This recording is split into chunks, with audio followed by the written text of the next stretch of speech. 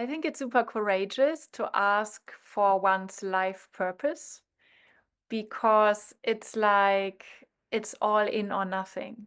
If there is no response to this question, it's like maybe everything is lost.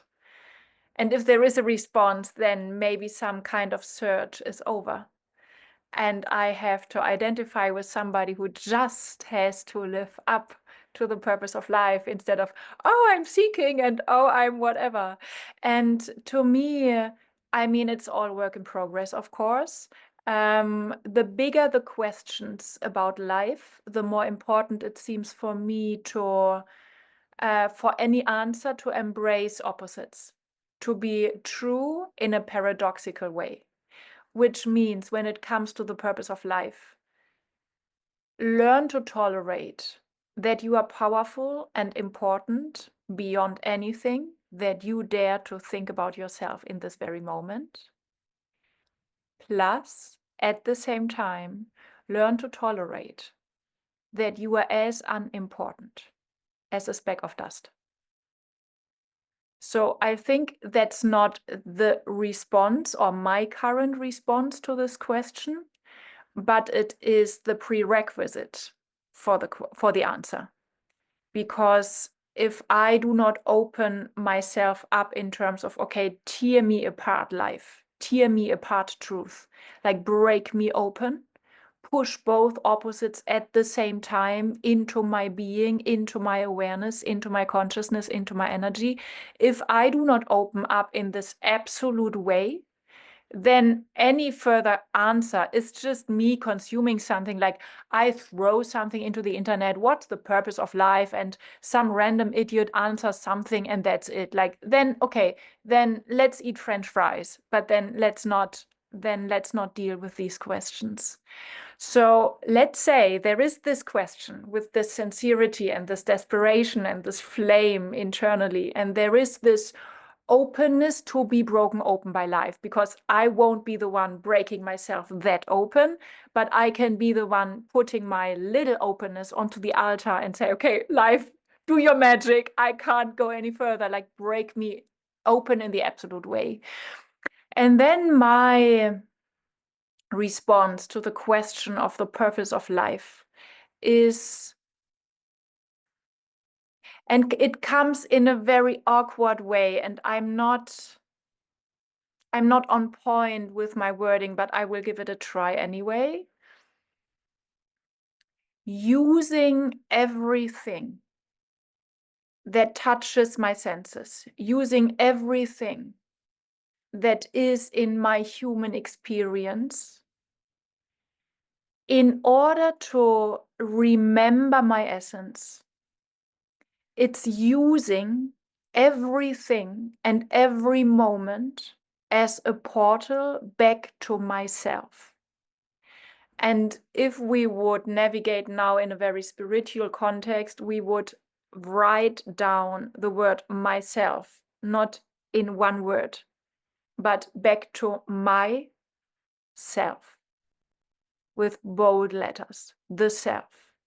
So it's basically inhaling, drinking, digesting every molecule in this universe, in this world that is filling my awareness, my consciousness, drinking everything, absorbing everything, and transmuting it internally as if it would be a drop of medicine that leads me the next step back to myself, which means constant lovemaking with every moment, constant full contact with everything that touches my senses, and at the same time killing it all, dissolving it.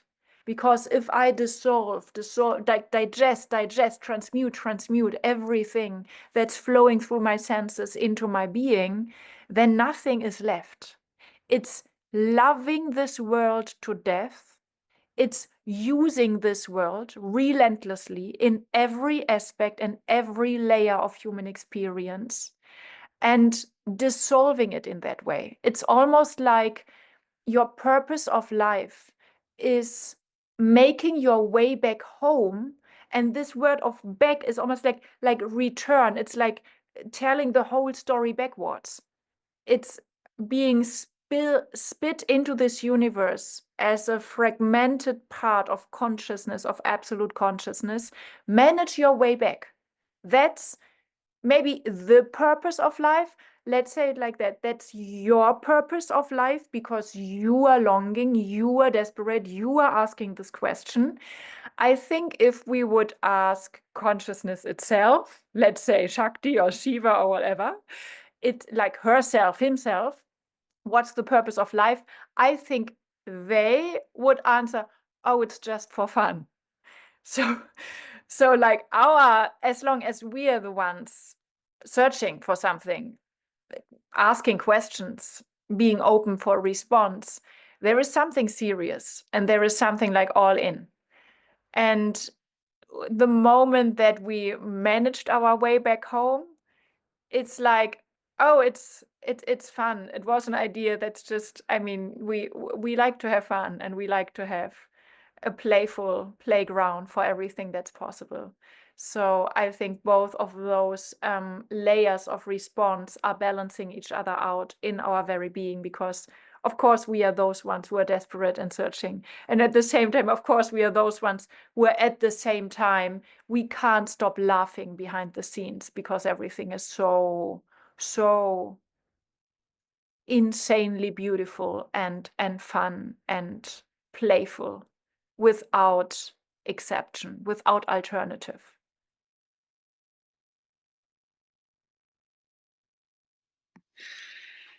So is that an aspect that you, Ilan, that you yourself, that you experience this fun and laughing aspect? Can I ask you that? Yes, I wouldn't talk about this cosmic, eternal, divine, mad laughter 24/7. I wouldn't mention it if I wouldn't have experienced it as something so strongly and realistically that I was like, okay, no doubt, this is real and my little human concerns are not. But what I want to say is, I mean, a goddess or a god might be cool with this laughter. They might laugh when it is about this laughter.